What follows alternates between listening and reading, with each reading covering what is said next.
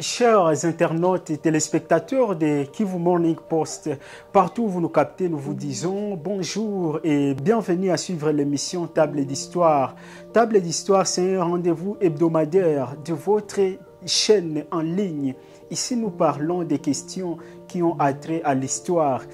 Et encore, aujourd'hui, pour ce troisième numéro, nous allons parler de quelques personnalités de la RDC qui se sont impliquées pour que la RDC puisse décrocher son indépendance. À la présentation, je suis M. Prosper Heri Ngorora. Alors, je vous souhaite bonnes conditions d'écoute et surtout, vous allez apprécier. Et voilà Tchombe qui proclame sa sécession. Et donc, le Lumumba n'a plus accès aux ressources pour financer les programmes gouvernementaux. Ils n'avaient préparé personne pour assurer les relèves.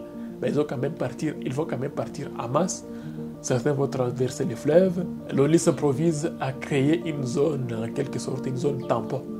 Et elle refuse même d'alimenter l'armée nationale congolaise en carburant. Et même quand même, lui a été choisi pour être le premier à hisser les drapeaux congolais. Donc le drapeau de la République du Congo indépendante à Goma.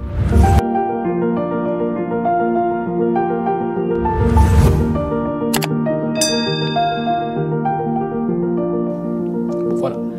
Il y a eu des improvisations. Bon, on est là, les pays accèdent à l'indépendance, on célèbre.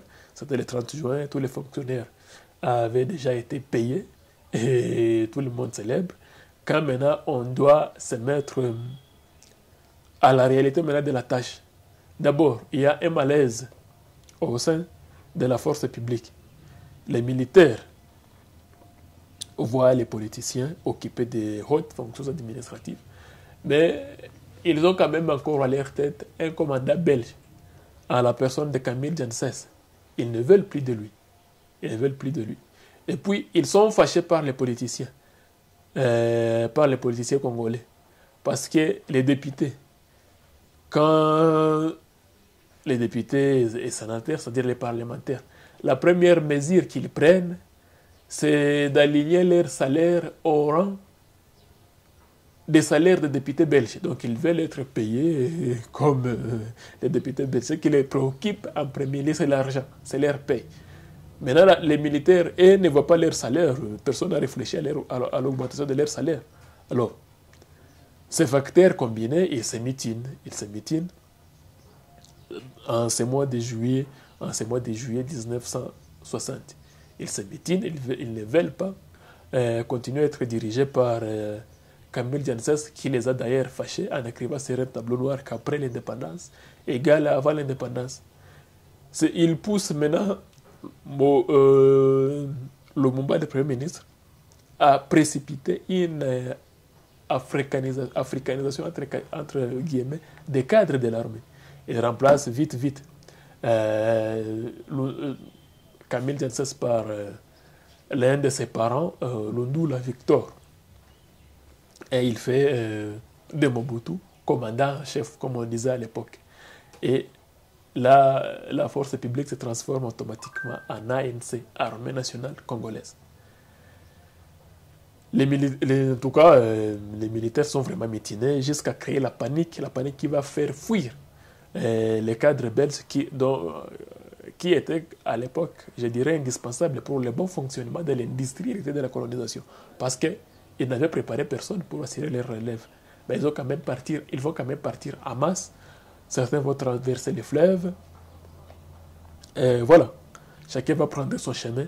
Ce qui va provoquer d'ailleurs une intervention de la Belgique qui va bombarder les ports de Matadi. Bon, ça c'est le premier affront entre le Congo et la Belgique.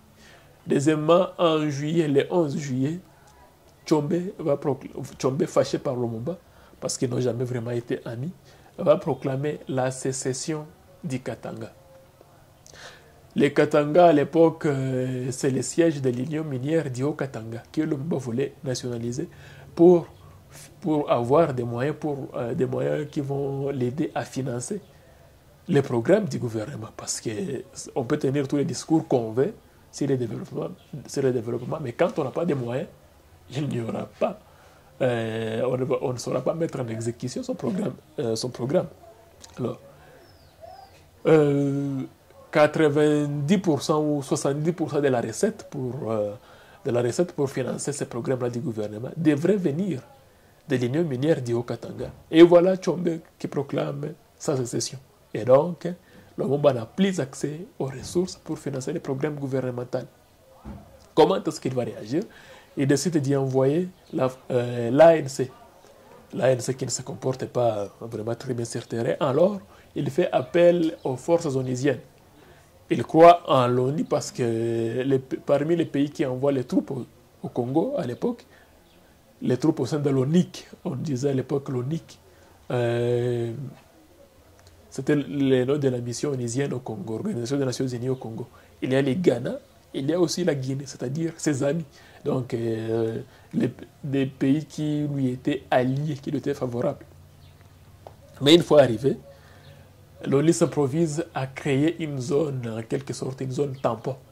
Et elle refuse même d'alimenter l'armée nationale congolaise en carburant pour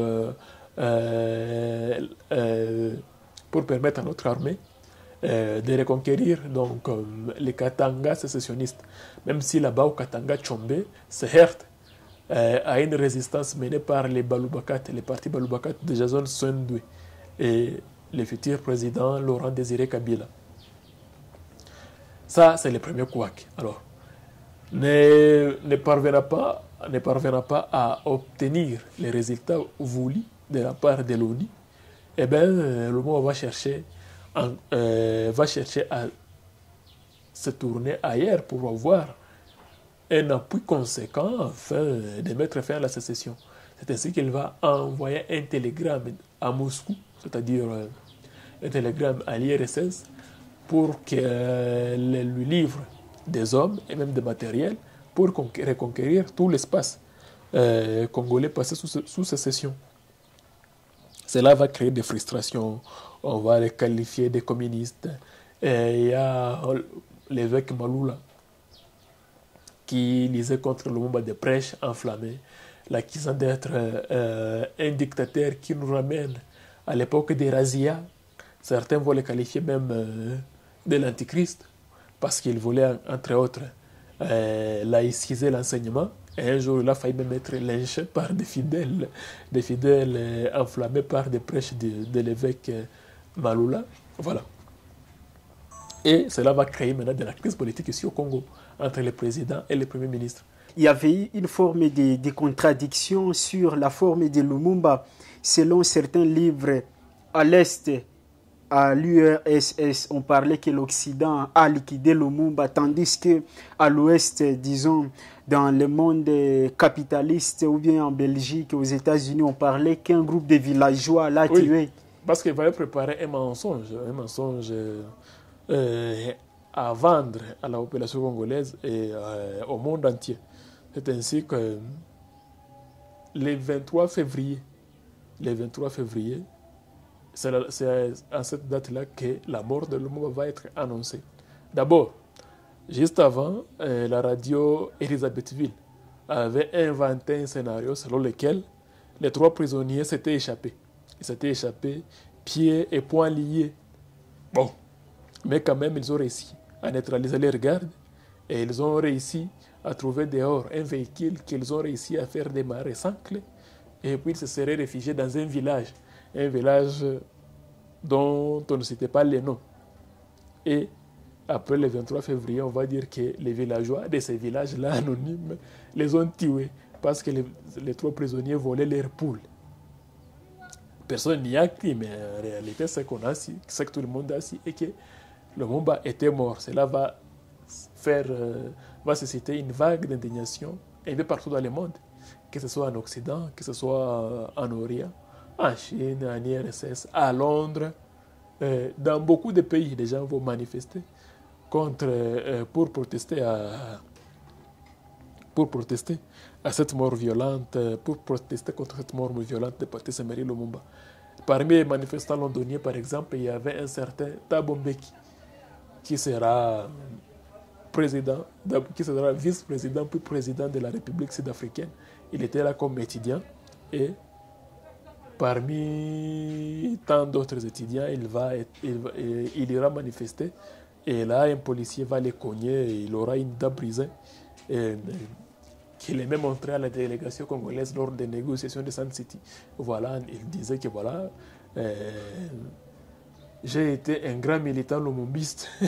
Bon, voilà. Mais en fait, Lumumba va mourir. Et quelques temps plus tard, le gouvernement des commissaires généraux va être dissous. Et c'est Iléo qui va devenir maintenant de fait et de droit le premier ministre de la République du Congo. On ne parlait pas de République démocratique du Congo à l'époque, mais République du Congo. Voilà.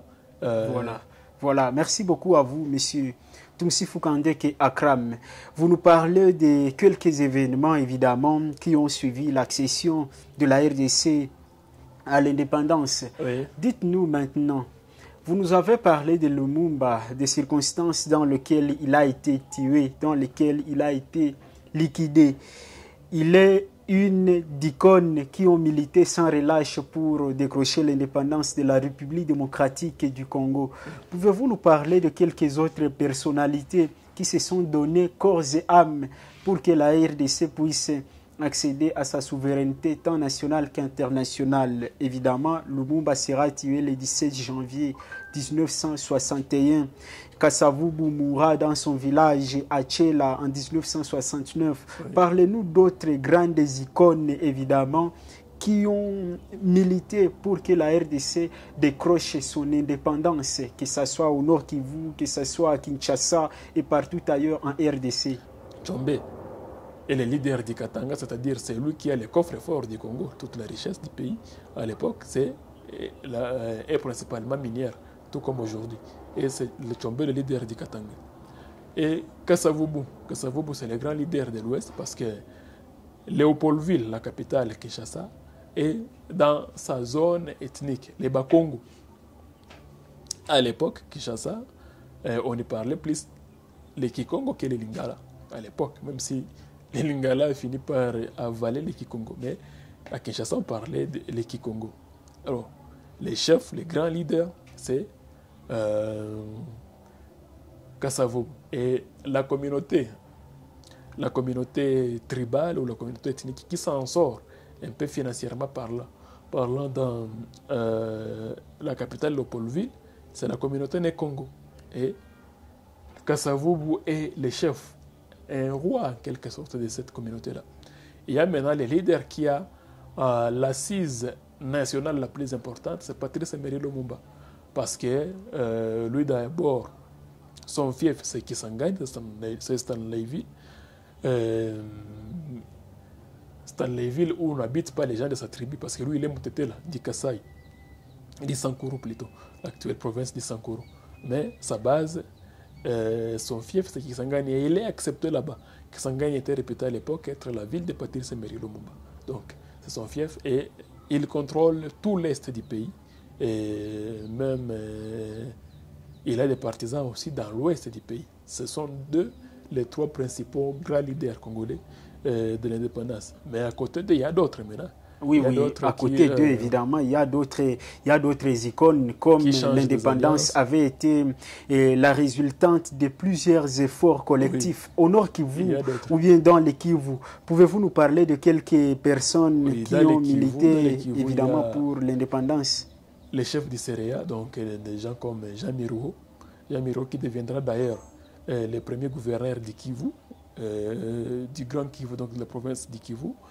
Il y a dans les CEREA des gens comme Rwakandingi qui a laissé d'ailleurs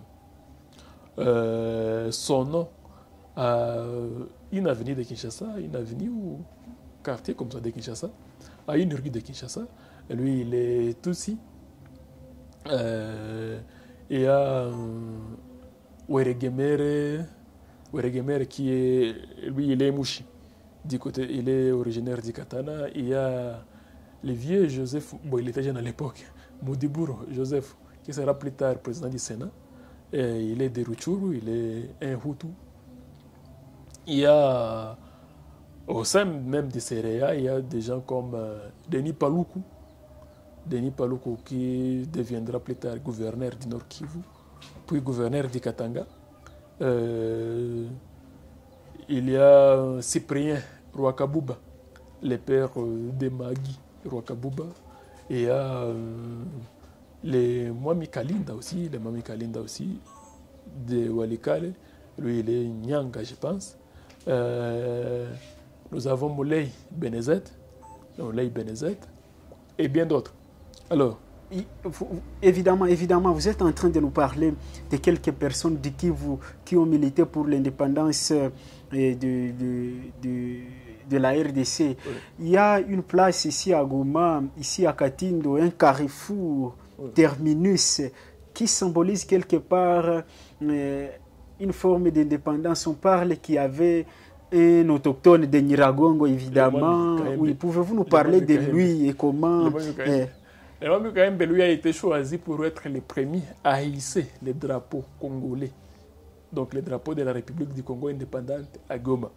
Il y avait une réunion dans la nuit du 29 au 30 où tout le monde voulait être le premier à hisser les drapeaux congolais ici à Goma.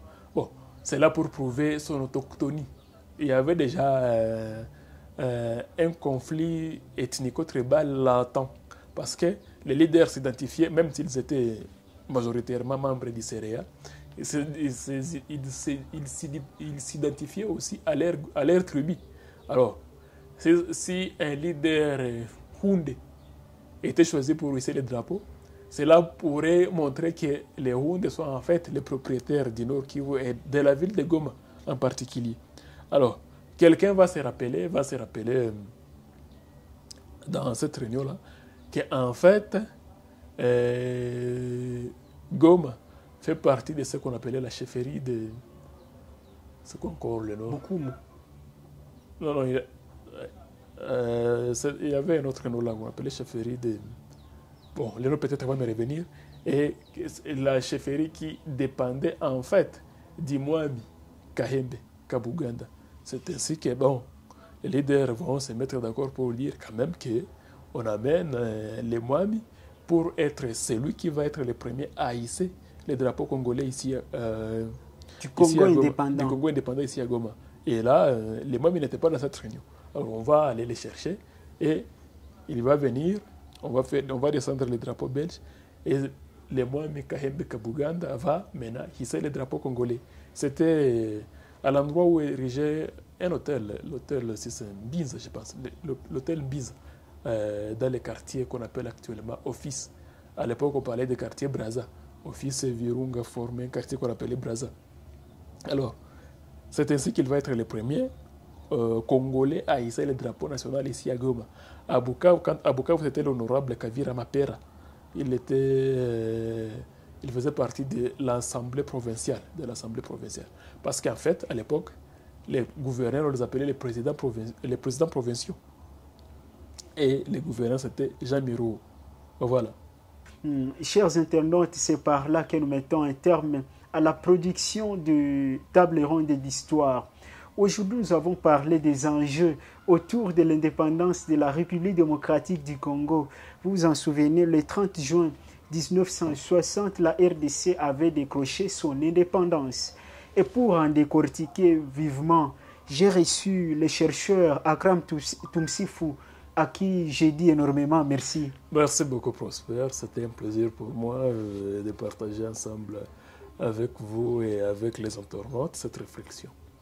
Voilà, chers internautes de Kivu Morning Post, l'émission a été tournée dans la bibliothèque du Mont-Carmel. Elle est localisée dans les enceintes de la paroisse Mont-Carmel au quartier Katindo. Si vous êtes amoureux de la culture générale, vous êtes amoureux de la lecture, je vous encourage à venir vous abonner massivement. Avec seulement $1, vous avez un abonnement mensuel. Vous pouvez venir lire des livres qui vous intéressent, des dictionnaires, des romans, des livres sur la psychologie, des livres sur la mécanique. En tout cas, cette bibliothèque, elle est pleine à craquer. Soyez comme moi. Moi, j'ai lu le livre The Immortal Life of Henrietta Lacks. The Immortal Life of Henrietta Lacks, ou alors en français, La vie immortelle de Henrietta Lacks, qui est une afro-américaine. Merci à vous tous de nous avoir suivis. On se retrouve très prochainement pour la prochaine production.